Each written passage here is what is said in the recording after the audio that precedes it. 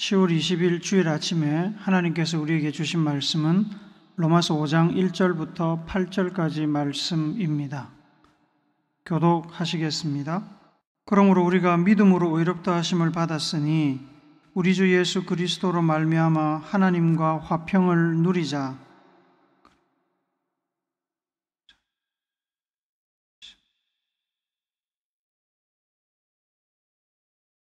다만 이뿐 아니라 우리가 환난 중에도 즐거워하나니 이는 환난은 인내를,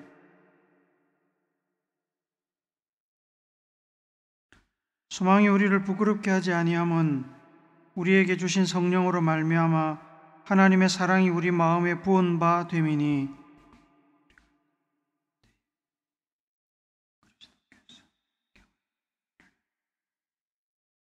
의인을 위하여 죽는 자가 쉽지 않고 선인을 위하여 용감히 죽는 자가 혹 있거니와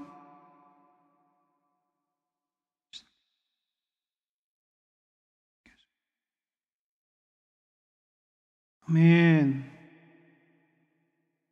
여러분이 잘 아시는 대로 로마서는 사도 바울이 로마에 보낸 편지입니다. 로마서를 쓰던 당시 바울은 제3차 선교 여행을 하고 있었습니다. 바울은 로마서 15장 25절에서 이제는 내가 성도를 섬기는 일로 예루살렘에 가노니라고 말합니다. 성도를 섬기는 일이란 바울이 개척한 마게도냐와 아가야 지방의 이방인 성도들이 예루살렘 교회 형제들을 위해서 기부한 헌금을 직접 전달하는 일을 말합니다. 바울은 이방 지역 교회 성도들의 헌금을 예루살렘 교회에 전달한 뒤 그참에 로마까지 가기를 원했습니다. 바울이 로마로 가고자 했던 이유는 두 가지입니다. 하나는 로마에 자생적으로 생겨난 교회를 방문해서 성도들이 당면한 교회 내부적인 문제를 해결하고 말씀으로 교회를 세우는 것입니다. 둘째는 믿음의 교제를 나누고 교회에서 잠깐 쉼을 가진 뒤에 로마 교회 성도들의 후원을 받아 스바나, 지금의 스페인을 이야기합니다. 스바나로 복음을 전하러 가는 것입니다. 스바나가 선교사요 개척자인 사도 바울의 최종 목적지였습니다. 이렇게 로마를 방문할 계획을 가지고 있으면서 가서 대화하면 되는데 왜 굳이 편지를 썼을까요? 당시에는 편지 보내는 것이 쉬운 일이 아니었습니다. 누군가가 그 편지를 들고 직접 가야 했습니다. 바울이 곧 로마에 방문할 계획이 있음에도 굳이 로마의 교회 성도들에게 편지를 쓴 것은 다른 이유도 있겠지만 두 가지 현실적인 목적이 있었습니다. 첫째는 로마 교회 안에서 일어나고 있는 다툼에 대해 조언하여 화합시키기 위해서 편지를 쓴 것으로 생각됩니다. 바울은 로마 교회를 방문했던 성도들로부터 로마 교회의 상황을 전해 들은 것 같습니다. 로마 교회는 이방인 그리스도인들과 유대인 그리스도인들 사이에 다툼이 일어나고 있었습니다. 로마 교회는 바울이 세운 것이 아닙니다. 바울은 아직 로마에 가본 적이 없습니다. 다른 사도들도 그때까지 로마에는 도달하지 못했습니다. 아마 절기에 맞춰 예루살렘을 방문했던 디아스포라 유대인이나 이방인 유대교 입교자 중 예수님을 영접한 이들이 로마로 돌아가서 교회를 세웠을 것으로 생각됩니다. 그 후 그리스도인들이 많이 증가했습니다. 한 번은 글라우디우스 황제가 로마에서 유대인들을 쫓아낸 적이 있었습니다.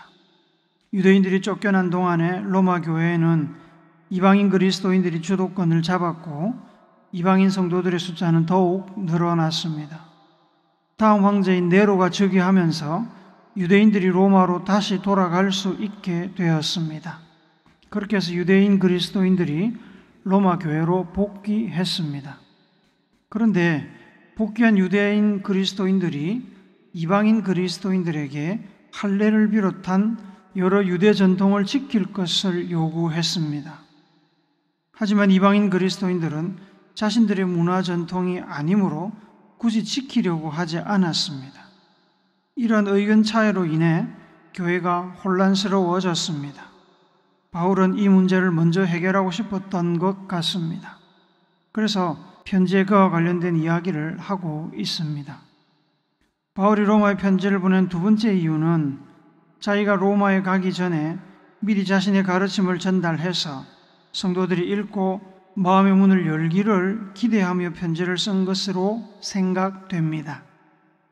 좀 전에 말씀드린 대로 바울의 최종 목적지는 로마가 아니라 스바나, 스페인이었습니다. 스바나에 가기 위해서 로마 성도들의 도움을 받아야 했는데 성도들이 자신의 가르침을 미리 듣고 마음을 열면 로마에서 대기하는 시간 동안 교제를 나누는 것과 또 후원을 받는 일에 도움이 될 것으로 생각해서 선교여행 중에 미리 로마에 편지를 보낸 것으로 생각됩니다. 이런 배경에서 쓰인 로마서는 신약시대 복음을 이야기할 때 없어서는 안 되는 바울의 가르침, 바울 신학의 정수를 보여주는 매우 중요한 책입니다. 바울의 가르침은 내용면에서 초대교회 신학의 틀을 완성했고 분량면에서도 전체 27권의 신약 성경 중에 13권을 차지할 만큼 그 비중이 매우 큽니다. 히브리서도 바울의 서신으로 생각하면 총 14권입니다. 이렇게 중요한 바울의 신학을 총 정리한 것이 로마서라고 할 수 있습니다. 로마서의 주제는 우리가 잘 알고 있는 이신칭의입니다. 믿음으로써 의롭다 칭해진다, 믿음으로써 의롭다 인정받는다는 뜻입니다. 로마서 1장 16절 17절을 같이 읽습니다. 시작. 내가 복음을 부끄러워하지 아니하노니 이 복음은 모든 믿는 자에게 구원을 주시는 하나님의 능력이 됨이라. 먼저는 유대인에게요 그리고 헬라인에게로다. 복음에는 하나님의 의가 나타나서 믿음으로 믿음에 이르게 하나니 기록된 바 오직 의인은 믿음으로 말미암아 살리라 함과 같으니라. 이신칭이 오직 믿음으로 말미암아 의롭다고 인정을 받습니다. 오직 믿음으로 구원받습니다. 의롭다고 인정받는 것은 있는 죄를 없는 것으로 공식적으로 선포하는 것입니다. 죄가 있으면 죄값을 치르기 위해 죽어야 합니다. 죄가 없어야 살 수 있습니다. 예수님을 영접하여 믿으면 그 믿음을 통해서 예수님의 십자가 사건의 효과로 인해 우리가 죄 없다는 인정을 받게 됩니다. 그래서 우리는 죽지 않고 살게 되었습니다. 이것을 구원받았다고 말하는 것입니다. 의롭다 인정을 받기 위해서, 구원받기 위해서 다른 것이 필요하지 않습니다. 유대인의 전통이 구원의 조건이 아닙니다. 헌금이나 착한 행실이 구원의 조건이 아닙니다. 믿음이 유일한 구원의 조건입니다. 유대 전통, 헌금이나 착한 행실 등은 구원 사건 뒤에 따라오는 신앙의 열매일 뿐입니다. 요한복음 3장 16절에서 예수님께서는 말씀하셨습니다. 하나님이 세상을 이처럼 사랑하사 독생자를 주셨으니 이는 그를 믿는 자마다 멸망하지 않고 영생을 얻게 하려 하심이라. 영생을 얻는 것은 구원을 통해 죽지 않고 영원히 살게 된다는 말입니다. 사도행전 16장 31절을 같이 읽습니다. 시작. 이르되 주 예수를 믿으라. 그리하면 너와 내 집이 구원을 받으리라 하고, 로마서 10장 9절에서도 동일한 말씀을 합니다. 같이 읽습니다. 시작. 내가 만일 내 입으로 예수를 주로 시인하며 또 하나님께서 그를 죽은 자 가운데서 살리신 것을 내 마음에 믿으면 구원을 받으리라. 율법을 무시해서는 안 되지만 구원의 조건은 아니기에 바울은 이방인 성도들에게 오직 예수에 대한 믿음만을 강조하며 율법으로부터 자유를 주었습니다. 오늘 본문에서 사도 바울은 믿음으로 의롭다 인정받은 사람, 즉 구원받은 사람들이 누리는 두 가지 영적인 복과 한 가지 현실적인 복을 이야기합니다. 믿음으로 의롭다 인정을 받은 사람들이 누리는 두 가지 영적인 복 중에 첫 번째는 예수 그리스도를 통해서 하나님과 화평을 누리는 복입니다. 1절을 한 번 더 읽습니다. 시작. 그러므로 우리가 믿음으로 의롭다 하심을 받았으니 우리 주 예수 그리스도로 말미암아 하나님과 화평을 누리자. 세번역 성경을 한 번 더 읽습니다. 시작. 그러므로 우리는 믿음으로 의롭다 하심을 받았으므로 우리 주 예수 그리스도로 말미암아 하나님과 더불어 화평을 누리고 있습니다. 좀 다르죠? 누리다라는 동사를 우리가 사용하는 개정개혁 성경은 권유나 설득의 목적으로 누리자로 해석하고, 세번역 성경은 선포, 확정을 목적으로 누리다, 누리고 있다로 해석합니다. 이렇게 번역의 차이가 있는 것은 성경 사본에 따라 표현이 조금 다르기 때문입니다. 그러나 결국의 의미는 같습니다. 믿음으로 의롭다 인정을 받은 사람은 예수 그리스도를 통해서 하나님과 화평을 누리는 특권을 가지게 되었습니다. 여기서 하나님과 화평을 누린다, 하나님과 더불어 화평을 누린다는 말은 우리가 하나님께서 주신 화평을 누린다는 뜻은 아닙니다. 화평과 평화는 같은 말입니다. 마태복음 10장 34절에서 예수님께서는 내가 세상에 화평을 주러 온 줄로 생각하지 말라고 말씀하시는데, 이 마태복음 10장 34절에서는 화평을 준다고 표현합니다. 하나님께서 화평을 주시면 우리는 그 화평을 받게 됩니다. 그러나 본문 로마서 5장에서 하나님과 화평을 누린다는 말은 하나님이 주시는 화평을 누린다는 의미가 아니고 하나님과 화평한 관계를 가지고 그 화평한 관계를 누린다는 의미입니다. 하나님과 원수되지 않고 하나님과 싸우지 않고 하나님과 평화롭게 좋은 관계 안에서 살면서 화평한 관계 안에서 얻을 수 있는 여러 가지 복을 누린다는 뜻입니다. 하나님과 사이가 좋지 않으면 어떻게 됩니까?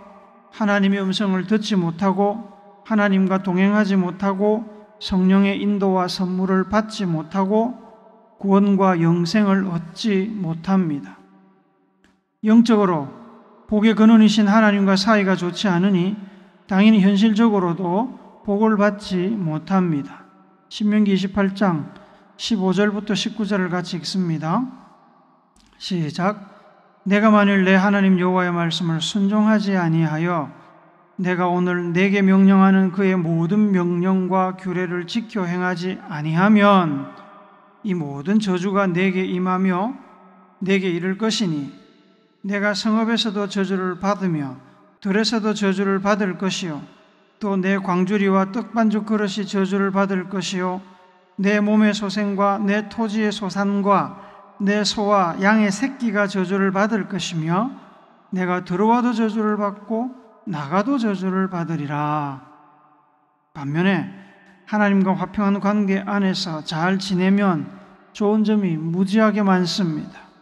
하나님의 음성을 듣게 되고 하나님과 동행하고 성령의 인도와 선물을 받게 되고 구원과 영생을 얻게 됩니다.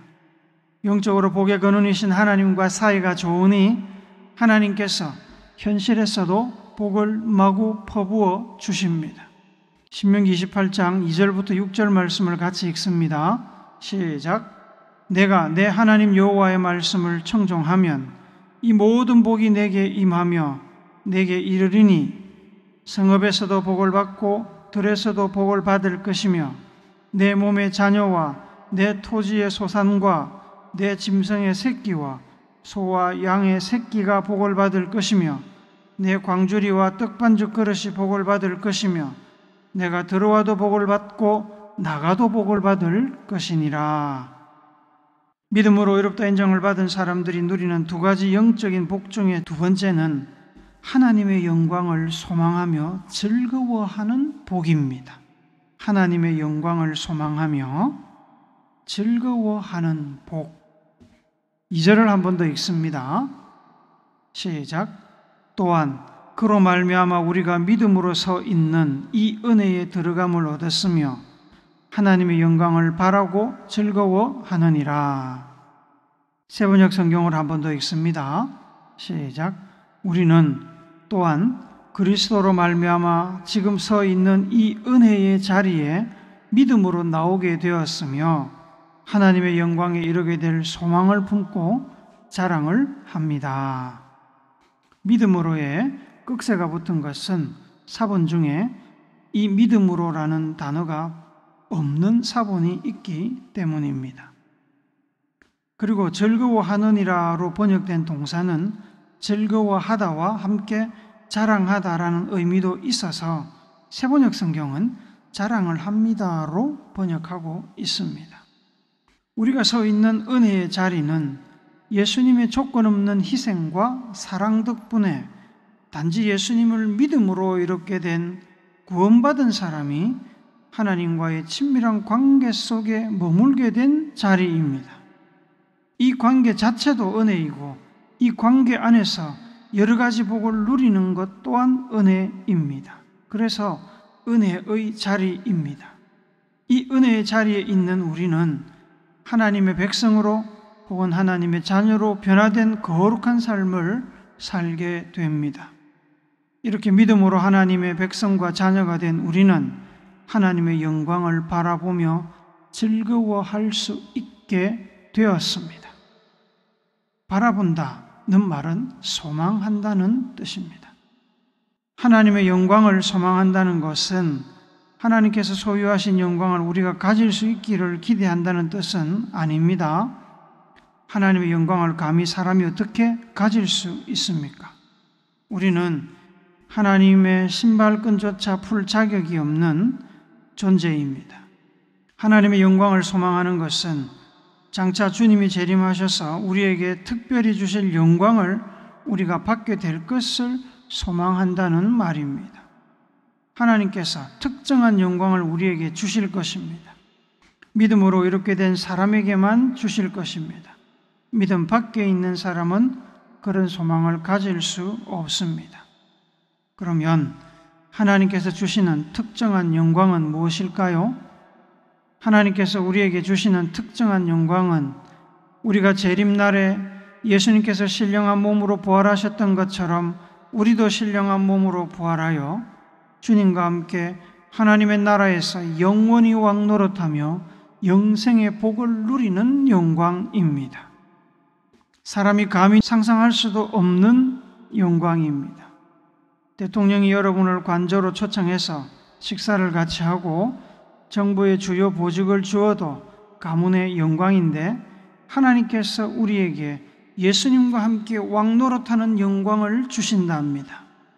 모든 사람이 갖기를 바라지만 믿음으로 의롭게 된 사람에게만 기회가 주어집니다. 그래서 믿음으로 의롭게 된 성도는 이 영광을 소망하며 자기에게 주어진 기회와 특권을 즐거워할 수 있습니다. 자랑할 수 있습니다.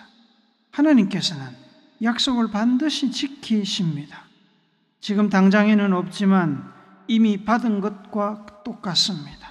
사도 바울은 우리가 이미 하나님의 자녀이자 하나님 나라의 상속자라고 말씀하고, 사도 베드로는 우리가 택하신 족속이요 왕같은 제사장들이요 거룩한 나라요 그의 소유가 된 백성이라고 선언합니다. 믿음으로 이렇게 된 자는 이미 하나님의 영광을 얻게 될 자격을 갖춘 것입니다. 이렇게 두 가지 영적인 복과 함께 믿음으로 이렇게 된 사람은 한 가지 현실적인 복을 누리게 됩니다. 그것은 환난 가운데서도 즐거워하는 복입니다. 3절을 한 번 더 읽습니다. 시작. 다만 이뿐 아니라 우리가 환난 중에도 즐거워하나니 이는 환난은 인내를. 세번역 성경을 한 번 더 읽습니다. 시작. 그뿐 아니라 우리는 환난을 자랑합니다. 우리가 알기로 환난은 인내력을 낳고, 영적인 복뿐만 아니라 그것에 더해서 환난 중에도 즐거워하는 복, 환난을 오히려 즐기고 자랑하는 복을 믿음으로 이롭게 된 사람들은 누리게 되었습니다. 당시 로마의 황제는 네로였습니다. 로마의 대화재 사건으로 본격적인 네로 황제의 박해가 시작되기 전에도 네로 황제 이전부터 그리스도인들은 이방인과 유대인들로부터 적지 않은 박해를 받아왔습니다. 성도들은 어려움, 환난을 겪고 있었습니다. 그럼에도 그리스도인들은 그 환난에 기죽지 않았습니다. 오히려 그리스도 때문에 고생하는 것을 자랑스럽게 생각하고 기쁘게 여겼습니다. 사도행전 5장 41절을 같이 읽습니다. 시작. 사도들은 그 이름을 위하여 능력받는 일에 합당한 자로 여기심을 기뻐하면서 공의 앞을 떠나니라. 어떻게 그럴 수 있었을까요? 어떻게 환난 중에 즐거워하며 환난을 자랑할 수 있었을까요? 그것은 환난은 인내를, 인내는 연단을, 연단은 소망을 이루는 줄을 알았기 때문입니다. 그 소망은 여러 가지로 해석할 수 있지만 앞서 언급한 대로 장차 예수님이 오시면 누리게 될 영광에 대한 소망도 포함합니다. 이 소망이 미래의 일이라 불확실하다고 느낄 수 있겠지만 사도 바울은 소망이 우리를 부끄럽게 하지 않는다고 확신합니다. 이 소망은 결코 우리를 실패시키지 않을 것입니다. 헛된 공수표 아닙니다. 그 이유가 5절에 나옵니다. 한 번 더 읽습니다. 소망이 우리를 부끄럽게 하지 아니함은 우리에게 주신 성령으로 말미암아 하나님의 사랑이 우리 마음에 부은 바 됨이니, 하나님께서 예수님을 통해 보여주신 사랑으로 소망이 반드시 이루어짐을 확신시켜 주셨습니다. 하나님께서 아들도 아끼지 않고 주셨는데 뭔들 주시지 않겠습니까? 부활의 소망과 주님과 함께 영원히 왕노릇할 영광의 약속은 예수님께서 직접 주셨는데 그것을 취소하시겠습니까? 절대로 그렇게 하지 않습니다. 하나님은 신실한 분으로 결코 자기의 약속을 뒤집지 않으십니다. 예수 그리스도를 통해 보여주신 하나님의 사랑이 분명한 것처럼 우리가 하나님의 약속에 대해 품은 소망도 분명히 이루어집니다. 그래서 믿음으로 이롭게 된 성도들은 현재 환난을 견딜 수 있습니다. 단지 견디는 것이 아니라 그 환난이 하나님의 약속에 대한 징표, 상징이라서 오히려 즐거워하고 자랑할 수 있습니다. 사랑하는 우물교회 성도 여러분, 기독교 신앙은 죽고 나면 아무 소용이 없는 현세만 바라보는 신앙이 아닙니다. 현세뿐만 아니라 내세도 바라보는 신앙입니다. 하나님께서는 이 땅에서도 복을 주시지만 장차 더 큰 복을 주시겠다고 약속하셨습니다. 우리가 믿음으로 죄를 용서받고 의롭다는 인정을 받은 것은 우리가 하나님과 좋은 관계 안에서 여러 가지 화평의 복을 누리고 장차 하나님께서 확실하게 주실 영광에 대한 소망을 자랑하며 현실이 잘 풀리든 아니면 환난 속에 있든 상관없이 현재의 삶을 기뻐하고 즐거워할 수 있는 복을 받았다는 뜻입니다. 이러한 복을 받은 우리의 삶은 겉모습은 어찌 되었든지 죄로 인해 죽을 운명에서 허우적대던 과거의 삶과는 차원이 다른 것입니다. 이 복을 알고 계십니까? 확신하고 계십니까? 누리고 계십니까? 이 좋은 소식, 복된 소식은 여러분과 저를 위한 소식이며 동시에 우리의 가족과 이웃을 위한 소식입니다. 믿음으로 받고 누리시고 나누시기를 바랍니다. 만만하지 않은 현실이지만 복받은 인생임을 알고 누리며 행복한 삶을 사시기를 바랍니다. 그래서 여러분들의 삶이 이웃들에게 복된 소식의 증거가 되기를 십자가 위에서 우리에게 먼저 복된 소식이 되신 예수님의 거룩하신 이름으로 축복합니다. 아멘.